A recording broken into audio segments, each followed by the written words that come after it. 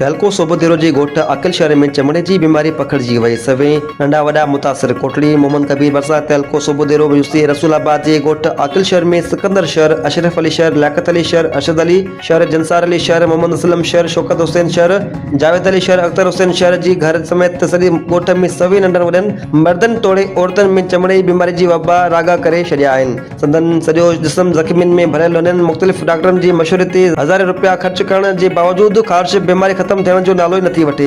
वितर ख़ारिश में इज़ाफ़ो अची पियो। राति जे वक़्त में मासूम ॿार जिस्म खे पट-पटा करण दौरान दाऊं करण लॻनि था। वबा नंढनि वॾनि जूं निंडूं फिटाए छॾियूं आहिनि।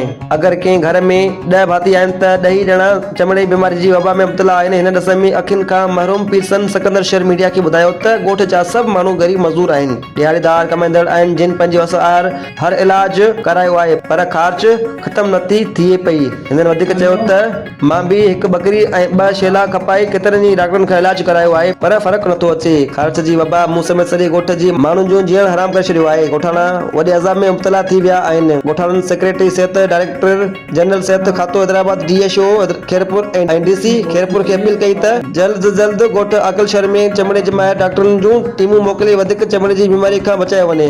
अब हाणे असां ग़रीब ऐं माज़ूर माण्हू आहियूं। मां अखियुनि खां लाचार मोहताज। असांजे ॿारनि खे वारस थी वई आहे। ख़ारस जेकी आहे सभिनी नंढनि वॾनि ॿारनि खे थी वई आहे। 6 महीनो इलाज कराए बीठो त में पैसा जेका बि ॾोकड़ सभु खपाए, माल बकरियूं जेकियूं बि आहिनि ख़ारिश किला लॻा पिया आहिनि। का शइ बि न बची आहे। जेतिरी बि वसारनि खे अपील आहे, जेतिरी मां माज़ूर सां महिरबानी कयो त अपील इहा ई आहे त असां सां जेको बि आहे कुझु न कुझु असां अहमियत डॉक्टरनि खे तो ॾेखारियो ॿार, डॉक्टरनि खे घणनि खे ॾेखारियो आहे, दवा असर नथी करे। केतिरा बि दवाऊं ॾिनियूं अथई। बाम किथे ॾेखारियो डॉक्टरनि खे? मेरापुर खणी आयासीं, बशीर डॉक्टर ॾे, उन्हनि ॾे खणी आयासीं। हिते पंहिंजनि खे ॿिया हिते जेका बि टूप तुप आहिनि ॾेवड़ा शाख ते बसि चवंदा बाबा अलाह कंदो रहम कंदो। टूप बि ॾियनि था, कॾहिं 800 बिला, कॾहिं 1100 बिला, कॾहिं 900 बिला। चवंदा बसि अलाह कंदो रहम थी वेंदो।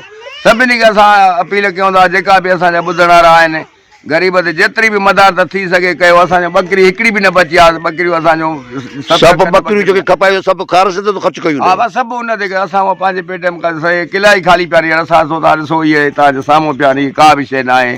कुकड़ी बि दर आहे। ग़रीब ऐं असां मां माज़ूर आहियां, कमाइण जहिड़ो न आहियां न, लाचार आहियां। पैसा हुजनि त अञा ॿाहिरि वञी कराची हैदराबाद दवा कराए, ऐं हिकिड़ो बि न आहे। हर ई ईअं लाचार आहिनि। ख़ारिश में सफ़ा मज़ूर लॻा पिया आहिनि, हर जो हर हिकु बि न आहे। सभु नंढड़ा ॿार रोइनि था, तव्हां ॿुधनि था। सभु को इहा अचे टीम अचे उहे वैक्सीन हुजनि को कीअं त असां जेका मदद करे असांखे सुइयूं हिन को बचा लॻनि वैक्सीनियूं त को फ़र्क़ु थिए।